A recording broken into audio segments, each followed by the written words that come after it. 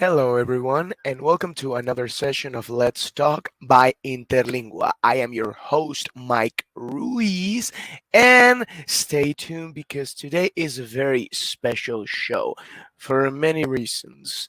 Today, we have our first international guest, for so to speak. Our guest currently lives in Italy and also another particular thing that I have to mention is that this is our first guest who is actually a content creator. Mostly he operates on YouTube. You can find him as Sensei Changs. And let's bring him out. So, Sensei, what up? Hello, Mike. What's up? Hello, Mike. Thanks for Hello. having me.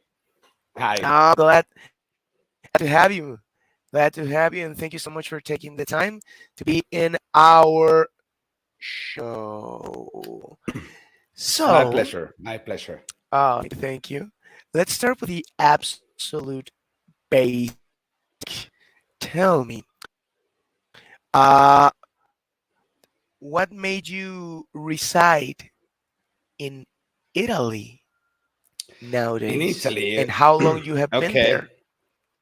okay. I got in love with an Italian woman back in Oh, 2013, and I came to marry her in 2015. So it's been 7 years since I've been here. But then in 2019 we divorced. We decided it was better for this. It was better for her, better for me, and I was so happy that I decided to stay here because I am originally Mexican. So yeah, I've been living here. I live in Modena, in the north part of the country, and yeah, I'm here since there. and what is your occupation over there in that country? Uh, Yeah, at the moment I am a school principal. It's a private school that it's like a franchising. They have schools all over the country, and we make courses for all the adolescents and youth that would like to enter to the military academies and to become like a police members or so. So they all the Italians that would like to enter to this world, they have to make a national contest that it's like pretty articulate and pretty complex. So we made courses for them for 1 or 2 years in order to help them and win their contests. In every school, there are two, let's say, figures, two teachers. One is overseeing all the subjects of the humanities spectrum, and then the scientific subjects, and that's my land. Let's say I make lessons of mathematics, logic, and then we prepare them for all the interviews and the psychological tests. And so yeah, that's what I've been doing in the past 4 years, more or less. Tell me a little bit more about the preparation that these students go through in order to prepare for these tests, particularly the psychological one, please. Yeah, of course, the first step that they do in every contest, it's like a quiz, and they have like multiple choice, and so they see like a big variety of subjects, like from Italian history, arts, math, geometry, etc. So once they pass this test, they have to do the physical test. So they have to make like a run or to push-ups, and I don't know, every contest have like the different things to do. And then another important part is the psychological part. They have to prepare some tests in order for the administration, in this case, the army or the police. They have to control and to check that all these participants have like the correct profile for them in sense of values, in sense of mentality, in sense of basically everything that it constructs this person. They have to be perfectly aligned to what is going to be their profession.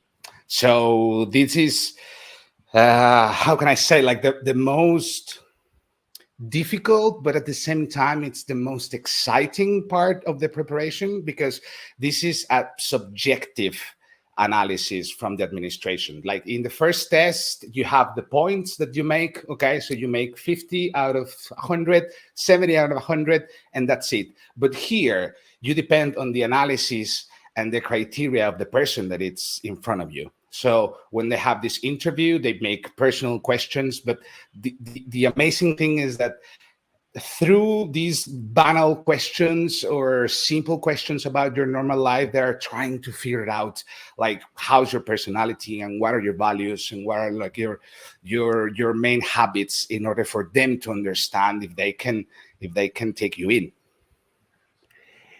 All right. So, is this process in every measure that the educational system in Italy takes for superior education, or only for a career related to military? I'm sorry, I didn't get the question. Ah, okay. Is this process regular for every single career, or for every university, or just for just for academies Oh, related okay. to military? No, no, no. It's just related to the military and the police departments. Like if you want to enter to a regular university, either you have to make a test, and it depends on the career because there are certain university careers that they have like a um, limited capacity of students of every generation, and there are other careers that they just have like an open number and they can just enter. So if it's a closed number, they have to arrive to a certain points and they can enter, for example, medicine or to study law also. And there are other that you can just make a test, and whatever points you make, you will just enter. But yeah, in the military system, it's a pretty articulate and pretty hard path. Like these contests calculate more or less they are around 7 to 9 months of all the tests that these students have to make. So it's like a pregnancy of just of just making a contest. It's crazy. It's crazy. Is there a certain profile that they're looking for to anyone that wants to apply for these Yes. universities, for these academies? Which one is it? Yes, the profile is, mm, we can imagine like the picture of the perfect family, like everybody's happy, everybody's social, everybody's lovely, and Oh, you don't have to have, let's say, like problems in your family. Like for example, they will start to think or to dig a little bit more if you have divorced parents, or if you have like a very traumatic experience in your childhood, like I don't know, the loss of some parent, or something traumatic you as a person, like an accident or something. You have to be basically perfect physically. No, there is a huge list of physical symptoms that they are not allowed to develop these kind of activities within the army and the police. Like, for example, if you're allergic to certain stuff, you won't be admitted. If you have a certain degree of lack of good sight, you also won't be admitted. So you have to be in these parameters in order to enter there. And also the profile of having this big spirit of service and sacrifice, because they're going to serve the country and the citizens, and yeah, and have a big set of values, like they are expecting people to be honest and to be willing to basically die for the uniform. So yeah. pretty much. Sounds Yeah. kind of hard. Yes, it is. It actually is. But a lot of people are willing to take the risk and take that path. So that's Exactly. admirable. Let's Yes, yes. let's imagine this. Let's picture this for a moment. Imagine that I'm a student, high school student, and I bump into you. Okay. What advice or tip would you give me in order to prepare myself or to be ready to take these tests? Since me, just for an example, maybe I want to become a police officer, maybe I want a rank in the military. What would you, how would you approach me, and what would you recommend me to do?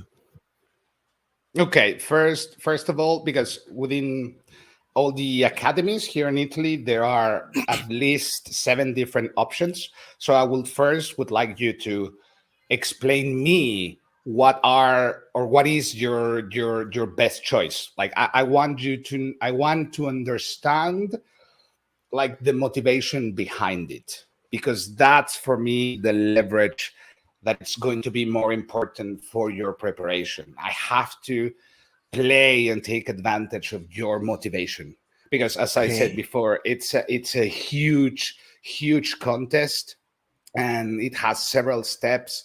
And if you are about to finish high school, this means that you are 17 or 18 years old.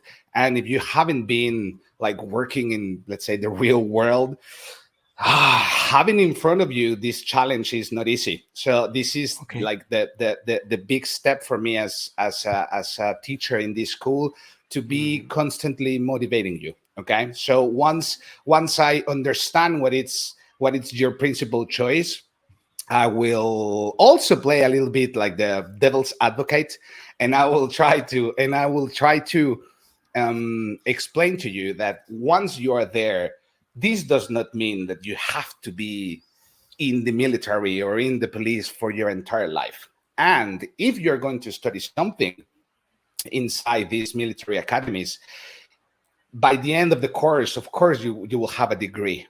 Okay. So once you are choosing this degree, and eventually, if you decide to exit the military academies and you return to the civil world, you have to consider what would be your options with your degree in your hands, you know? And this choice is also intelligent for children, for our youth, our adolescents, of saying, okay, if in 10 or 15 years I decide to just go away or escape to Sweden with some incredible blonde girl or whatever, they have to they have to consider their options well. So yeah, I will do this approach to you. All right.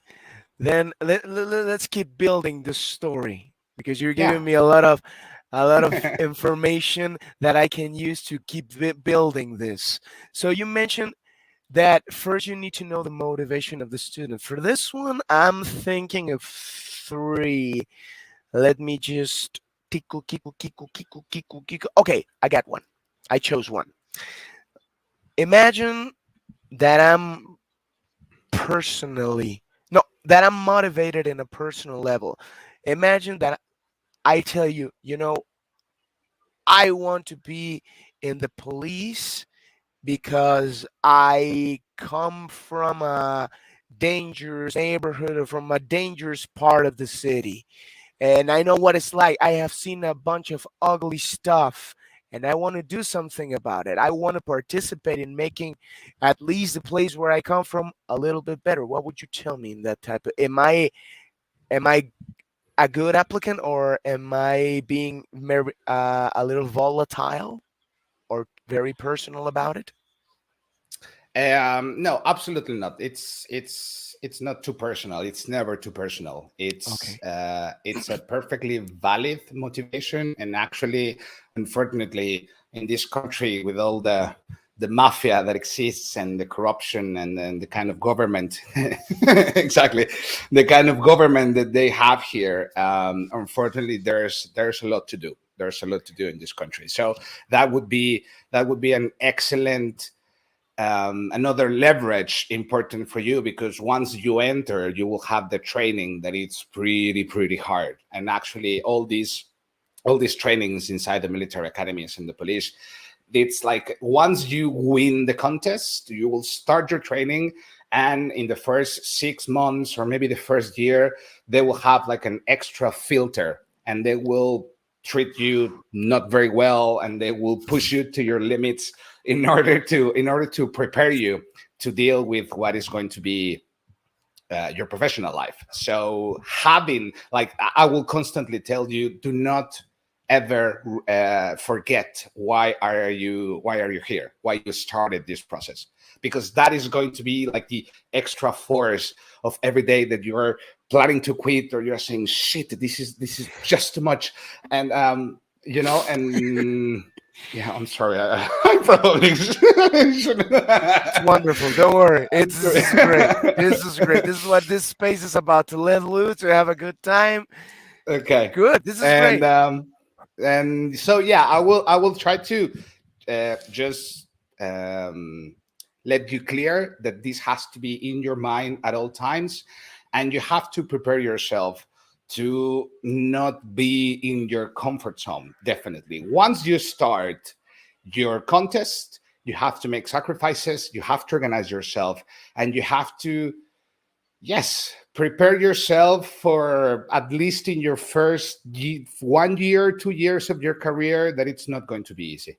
You're going to be relocated outside of your original region. Okay, so you're going to be traveling a lot, and then you have to do well in your job in order, like, because you have like this history of all your military activities or inside the police. So if you are always behaving well and you are having constantly good grades and good behavior, you are, let's say, mm, more chances to come back home for your job.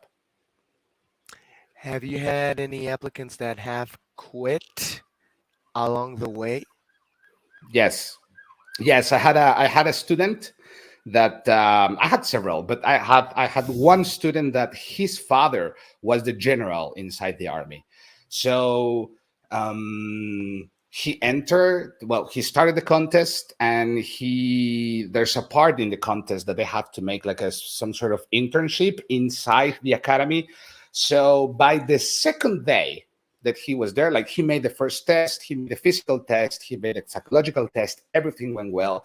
He was like, let's say, in the last portion of the contest, and there was a week period of this internship. By the day number two, he said, you know what, you are crazy, this is not for me, see you later, alligator, ciao ciao. And he went away. After two Yeah, days? 2 days. 2 days. What happened, if may I ask? Or what was the reason um he gave? like, as I said, like, this not great treatment that all these participants receive inside the academy. Like, he wasn't ready for this extra filter, like, he wasn't ready for this apparently nonsense that he was receiving. Like, for example, you have to be there and stand um, outside in the sun for 8 hours, and you cannot even ask why. Like, you just have to do it because I told you so, Yeah. and this was the kind of things that he wasn't ready for it. And maybe he realized also that probably it was just a wimp of the father, like, he was pushing him to make this career, and in reality he wanted to do other stuff. So he just said ciao ciao. Is this the most common reason that you come across to when you find applicants that quit, or which one is the most common reason?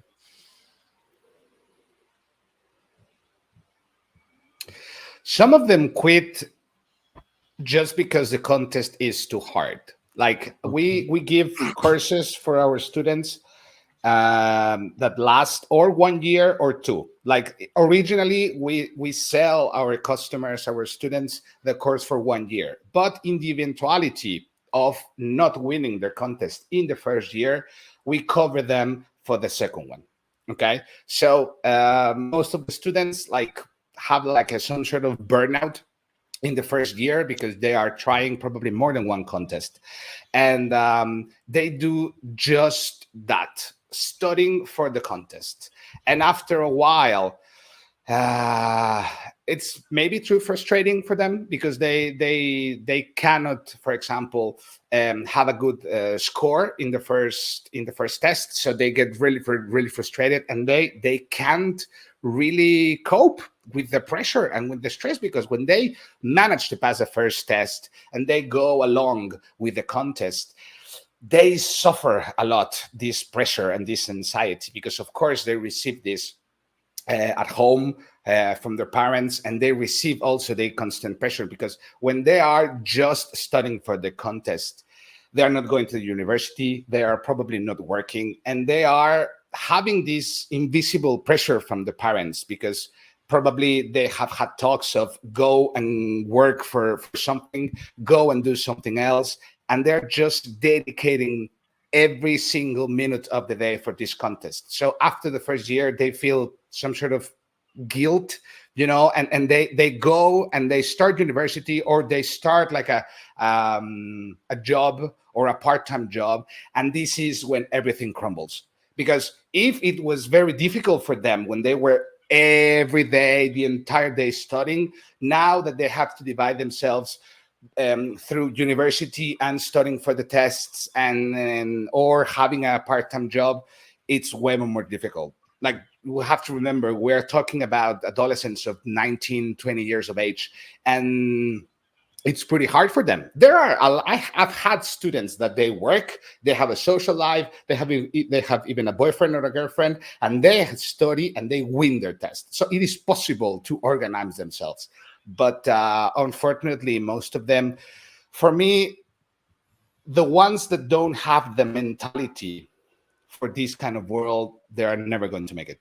Even though they have the time and the opportunity for doing it, if they don't have the correct mentality, they just won't make it.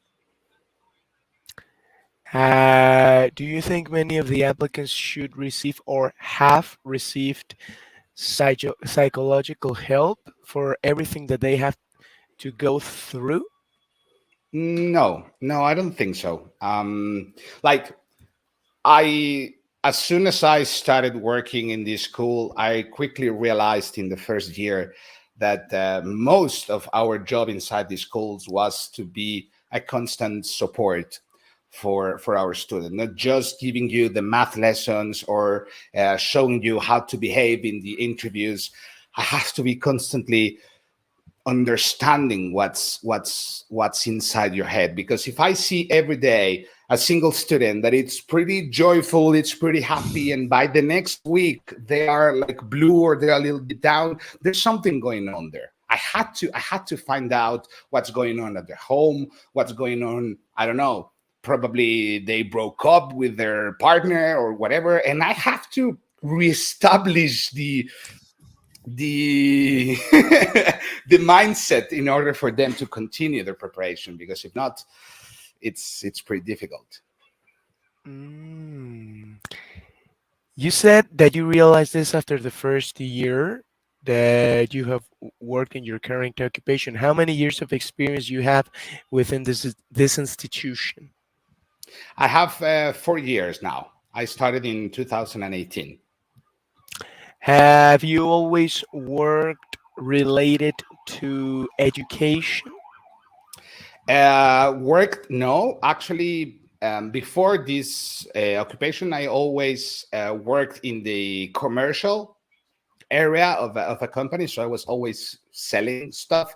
But in my volunteering, yes, I've been being related with the world of education since 2008. I started volunteering in this marvelous organization. It's called CISV, Children's International Summer Villages.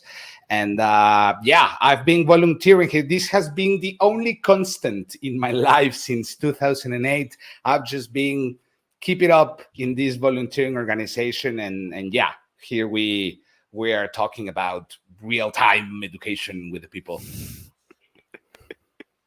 So, how would you describe the educational system in Italy?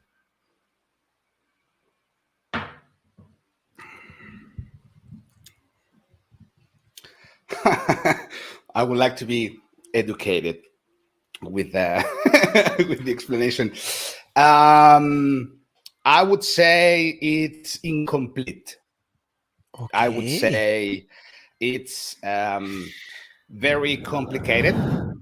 I would say that it's not helping very much the children in this country.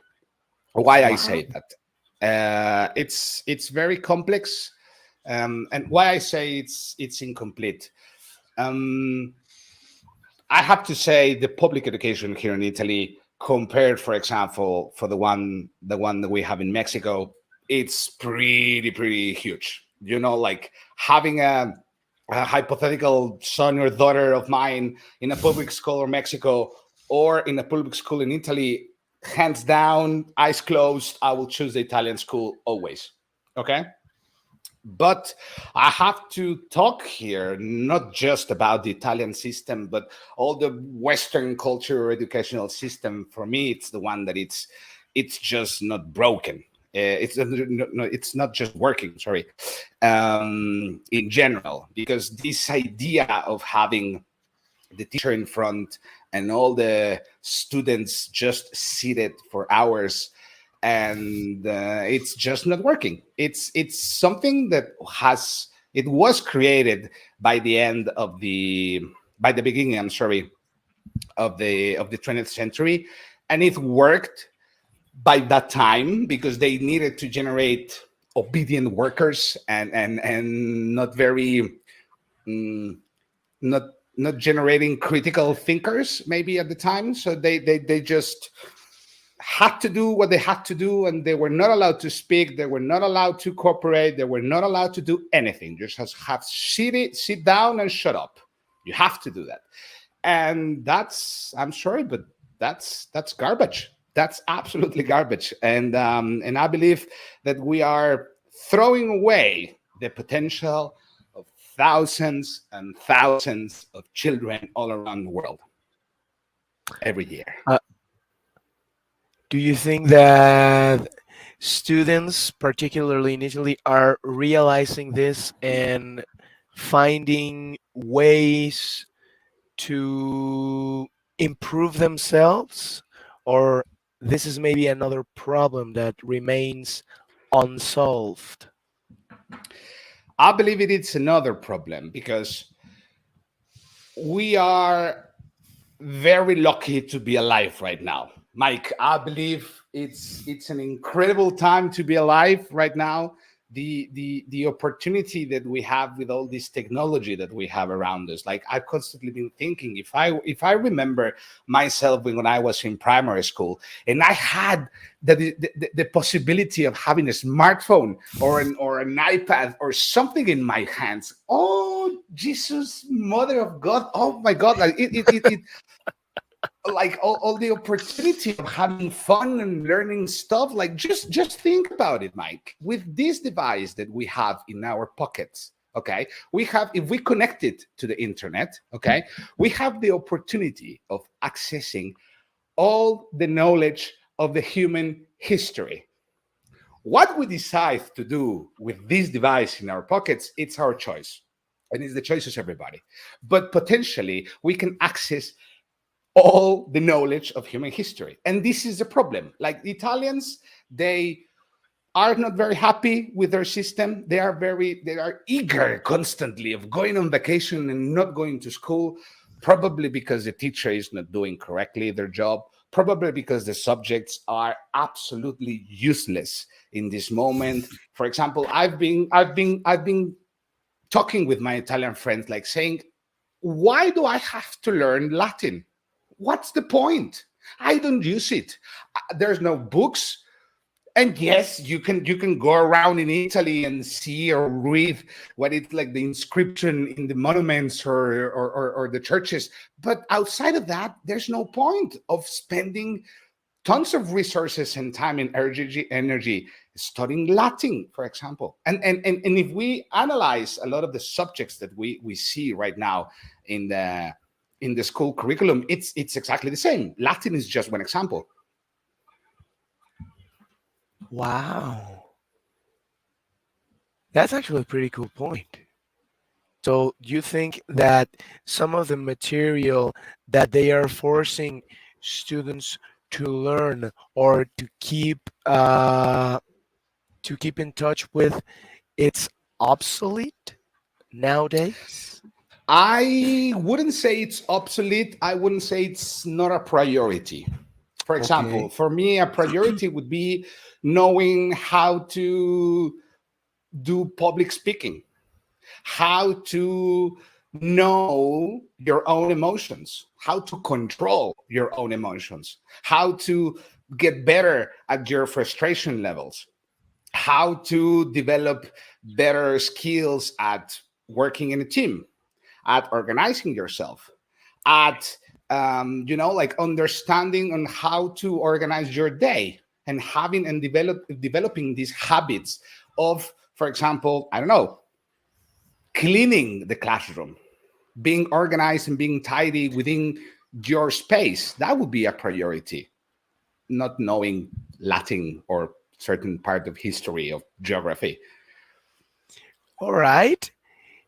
I've reached the point, the perfect point that I wanted to reach right here related to what we are talking at this point of the session. As I said at the beginning of this session, when I introduced you, I mentioned that you are also a content creator in YouTube, and one of the videos, uh, I think it's we can discuss it. I would very much like to discuss it, and you to tell Yeah, me right here. It says right here, high school, choose wisely, and I quote, high school shouldn't be a difficult decision. Could you please explain our viewers what is the main focus on this video and please share your perspective about it? What do you of course. talk about in there? Yeah, I explained the situation of a boy called Giovanni. Giovanni, it's an Italian adolescent here in Italy, and he has in front of him this choice of choosing high school. And in your last question about the Italian educational system, I said it was complex, and it was complex because first of all, the Italian students, they have to make 5 years of high school instead of three that we make regularly in Mexico, for example. And I'm sure it varies. Yes, they have to do 5 years. 5 years in they make 5 years of primary school. They make 3 years of junior high school, and they make 5 years of high school. So these students are 14, maybe, yeah, between 13, 14 years old, and they have in front of them this critical decision of choosing high school. And as we analyze the actual system, most of the students are not pretty enthusiastic, let's say, of going to school and study for more years. So in Italy, students have 28 different options to choose from of high school. 28. We're talking about the public educational, the public in the public system. Okay. So they have 28 different options, and most of them, by the end of this course, by the end of this path, let's say, of education, they probably or will jump directly to the professional life, or they will choose a university and have an extra degree. But most of them, at least in the north part of Italy, they right after high school they just want to go to work, because unfortunately in the north part of the country there's a lot of opportunity for working. This is not the case in the south of Italy, for example. There's a huge crisis of not having the opportunity of finding a job in the south of Italy. So if any adolescent, if any student make this decision not very consciously, okay, they choose, for example, within these 28 options there are several schools that you don't have to study 5 years. Maybe you just have to make 4 or even 3 years. So you just get like some sort of qualification that allows you to jump directly in any sort of job.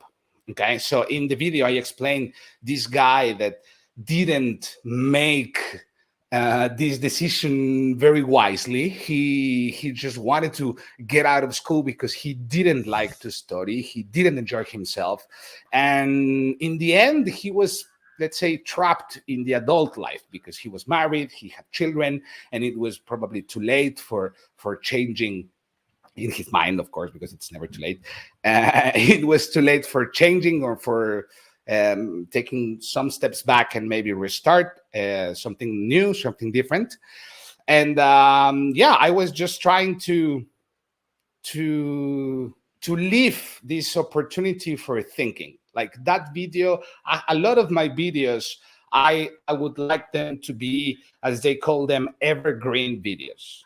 This means that whenever in time somebody come across with that video, it might be helpful for them. So for all the adolescents in all the history of the existence of my video, okay, I would like them to have this tool and think, what do I want with my studies? What's the purpose of it? What would be the consequences in my future life? Because when we were young, we weren't like very conscious about these decisions, okay? And supposedly you could have some sort of orientation at school, but maybe you have it, maybe you didn't. Supposedly you should have also some orientation at school, at home, sorry, okay? But if your parents are not alive or your parents don't care, or I don't know, like this this is a tough situation for an adolescent of that age. So yeah, that was the point of the video. Wow. And let's say, uh, what happened to the protagonist of the video? What is? Do you can you tell me about his current situation? Did he made any decisions to change the course of his life, or he's still in the? He's I just will tell being you, the example. he was just an example. Oh, I will okay, take okay. you. I will take you the secret, Mike. Giovanni, it's a fictional character that just embodies the whole situation here in Italy. And actually, it was like an internal joke, because with my students, when we are preparing all the psychological tests and everything, I always invite them to imagine a hypothetical contestant that it's called Giovanni for the guys and Giovanna for the girls. Okay, so Oh, I always use Giovanni and Giovanna to say what would Giovanni would answer, what would Giovanna would do in this situation. So my students will know, like, oh, this Giovanni is the perfect guy, the guy who knows everything. So it was like I just wanted to use that name for my joy. all right. So let's do this. Now that I I'm building a lot of stories from It's this okay. session. So let's let me give you just one more. Now that Yeah. I have a name, let's imagine that Yeah. I am Giovanni for right Okay. now. Let's imagine that I am Giovanni, and you mentioned the crisis that persists in southern Italy. I am Giovanni for southern Italy. Let's say Naples. I don't know. Good. Good And example. okay, I can't find a job, and my options are very limited. But then, boom, I bump into you. What in what fields could I apply in order to get a decent opportunity in northern Italy? Uh, did you just finish high school? Like, did you have your diploma? Let me decide it. Let's say that I'm in senior year, but I am in this. But the future seems very blurry. Like Okay. maybe I'm doing good at school. Maybe I'm very confident about finishing with a very good grade with all the honors and Okay. stuff. But it's like, okay, what's next? Because Okay. maybe I don't want to do what my parents do. Maybe I don't like their occupation, or maybe they own a business. But I don't want to be in that. I don't want to follow their steps. I want to build something on my own. But right now, my world, my perspective of the world in terms of the working life is very narrow. It's very limited. I don't know what to do. I don't know where to go. But then you tell Of me, course. okay, there are plenty of opportunities in northern Italy. What would you say to me? First thing that I will tell the new Giovanni is just finish your diploma. Like, finish it. It doesn't matter the final grades. It doesn't matter. Just finish and have in your hand this diploma. That would be the first step. Second step, I would like you to make like a serious self analysis in what are your skills and what are your strengths in order for Oh, choose something that will strengthen even more those skills. Okay. Or maybe once you make this self analysis, choose something to develop other set of skills. Because if we combine them with the skills that you had originally, with the new skills that you're going to get, you can have a very interesting combination that will unlock a lot of opportunities of working in, I don't know, a lot of areas. Okay. I would like you to also think in the technology that it's just developing right now in the world. It would be a pity if you choose a career, if you choose your studies that will be replaced by a robot in 5 or 10 years. Like, if you get so specialized in something that it's going to be easily replaced by a robot, I believe that you could have made a more interesting decision, let's say. Okay. And once the first step would be making this self analysis and then trying to understand how to complement this set of skills that you have. Because once you have this set of skills, like, a lot of doors will open, not just in the north of Italy, but in general in the world. That you have to expand and have this more rich availability of tools that you can use in the professional world. speaking of that, in Italy, what is the most requested career to apply for? I would not know. I don't know. Like, Okay. if I tell you something, I would be lying because I have no idea. I All have right, no all right, all idea. right, all right. But which ones would you recommend and which ones you wouldn't recommend, given the crisis that you mentioned and the uprising opportunities in some parts of that country? Ha! This is a very interesting question. What I what I what I what I would recommend Yes. is to choose. Maybe I'm biased. Of course, I'm biased because I'm also an engineer. But I Oh, will recommend an degree in engineering in something, engineering whatever. Why?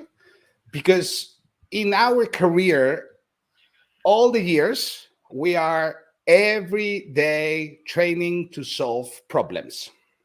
Like, I've studied chemical engineering, but I've been working for 15 years and I've never worked as a chemical engineer. Never. Okay. But if I could turn back and choose again my studies, I will choose okay. again chemical engineering. Why? Because I adore these criteria that they developed in my mind, that I am used to solve problems. So and in the end, like, this way, it's a way of living. And just tell me, Mike, what company does not have problems?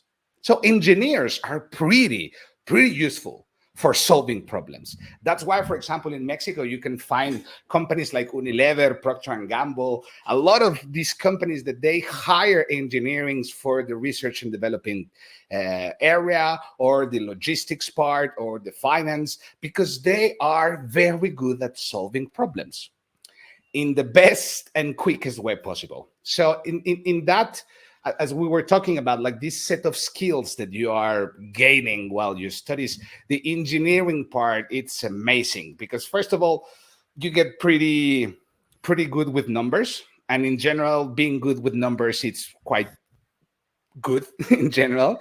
But the most important thing is this mindset of solving problems and thinking outside the box, and having this constant frustration that you have to solve it, because by the end you get this frustrated, say, oh my god, how can it be that I can't solve it? Another thing would be choosing a career that, as I said, it's not easily a substitution with a robot. Like, for example, a dentist, a doctor, um, probably maybe a lawyer, maybe, that it's not easily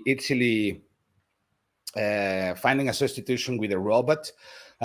Those would be important to choose. What not to choose? Wow, this is a tough one, because I would say to you, there are the concept of the made in Italy. It's pretty strong all around the world. Like the hands, the cars, the food, everything made Okay. in Italy. It's pretty strong and it has a lot of power outside the world, and also in Italy, of course. But for example, if you go to the university or do studies to make leather bags or leather jackets, okay, eventually, and it's sad to accept this, but this globalization of the entire world, eventually this tiny business of that you started making handmade bags or jackets or whatever, I don't know if it's going to deliver you the results maybe that you were expecting, or maybe the kind of life that you wanted. And unfortunately, we are in the path of losing these artisan kind of jobs and stuff. Like, it's I don't know, it's weird. But yeah, that would be my answer. Okay, thank you very much for sharing that. Uh, Let me now create a new character for this next scenario. Yeah. Let's say that I am, let's say, a regular Mexican kid, Carlos, for so to speak. Okay. Right now, I am Carlos. Okay. I recently got a scholarship that allows me to be an exchange student, maybe in high school, university, all the way to Italy. What are the main differences that I would face compared to my experience as a student in Mexico? So your Carlos is coming to Italy, right? Carlos is coming to Italy as an exchange student. Okay. And you said in high school, right? Yes, yes. I just In recently high got a school. scholarship and I'll be an exchange student in Italy. What are the main differences that I would face compared to the educational system in Mexico? One more question: would you be in the south or the north of Italy? Oh my God. Let me just spit this one out because I love this town. Let's say I'm going to Milano. Milan. To Milano. Yeah, yeah, Well, because I think okay, it's a perfect. lovely town. Okay, first, you will encounter that the people of Milano and the people generally in the north are. a little bit cold. They're not so warm and welcoming as Mexicans are, and maybe as the people in the south of Italy. That's why I ask you, Oh, Carlos, where you were going, because the first thing you will encounter would be this social thing that, for example, if you arrive and you would like to just kiss everybody and give everybody a hug, maybe that wouldn't be that easy. Okay, in okay. Milano. They are a little bit more closed just because of this way of being. Um, but entering the your life at school, it might be very, very probable that you're going to go to school on Saturdays. I'm sorry, Carlos. I'm sorry, Carlos, but you are going to go every Saturday morning to school because it's not in every school, it's not 100% of the Italian schools, but a lot of Okay. schools, they go as well on Saturday. Another important and huge difference is that they have a lot of oral exams. So, besides the written one, they have to make basically for every subject, they have the oral part. So yeah, this is another thing that Carlos didn't have for sure in in school, and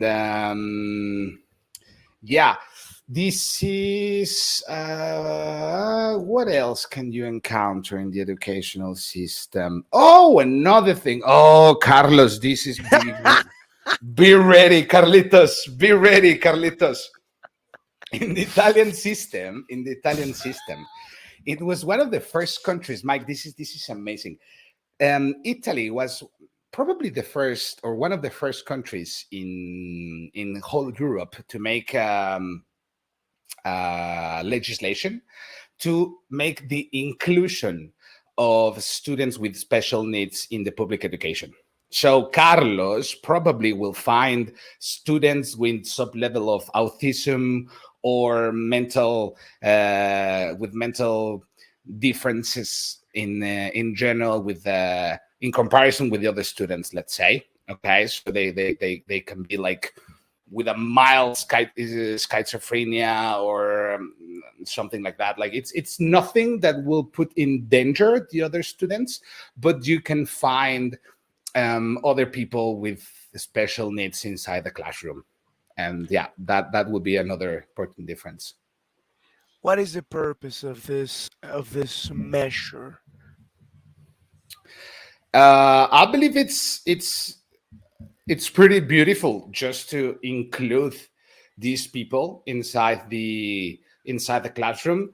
Uh, and I've been discussing this with a lot of friends that I believe, like in the end, it might be more useful for the normal kids than to the children with the special needs. And why I say this, they have to learn how to cope with this type of people that they have different needs, and probably for let's say the homework was reading, I don't know, 3 chapters of the book, but maybe for this kid that has special needs, the homework was just reading one.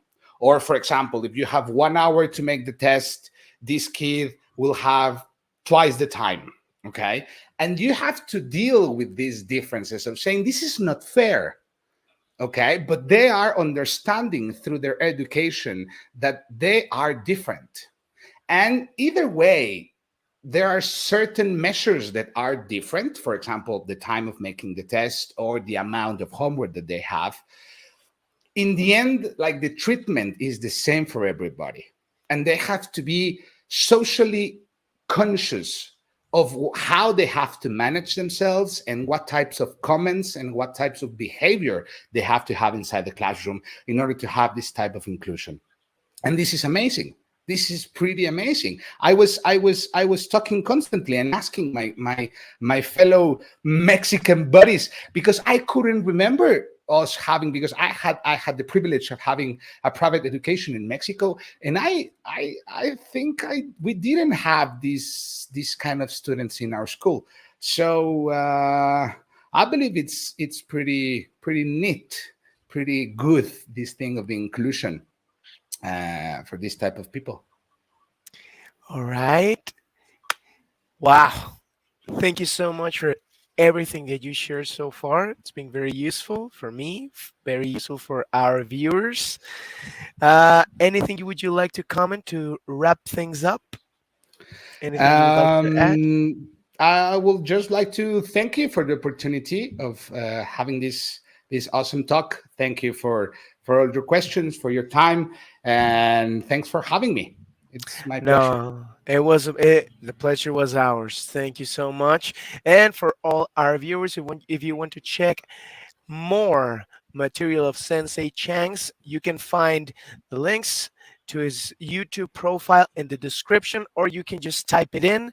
The name is right there in the screen, Sensei Chang's, for more useful information and more curious data about the way things are over there in Italy. Thank you very much for being here, and thanks to all our viewers for tuning in.